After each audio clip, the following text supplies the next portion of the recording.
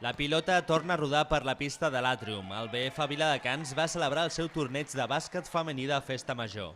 Aquesta competició, on participen les diferents categories del club, serveix per rodar les jugadores abans de començar la temporada. Un any amb certs canvis per l'entitat viladecanenca, ja que deixarà de participar a la Lliga Femenina 2. Este año, por desgracia, el equipo que mandaba en sí el senior no estará porque era difícil encontrar un presupuesto para la categoría.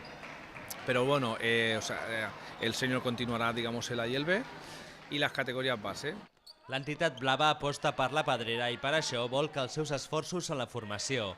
En aquesta categoria, la infantil, ja es comencen a forjar les futures jugadores.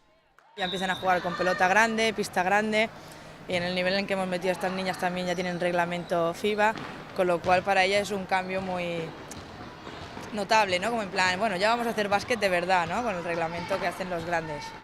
Al torneig es va notar la falta de ritme de les jugadores. La tornada de les vacances mai és fàcil.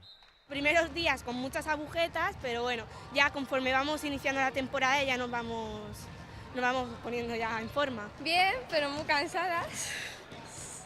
Y bueno, ha sido divertido, aunque hayamos perdido. El BF Viladecans compta amb 15 equips on juguen més de 160 jugadores. En categories com la del mini B, l'únic objectiu és gaudir del joc.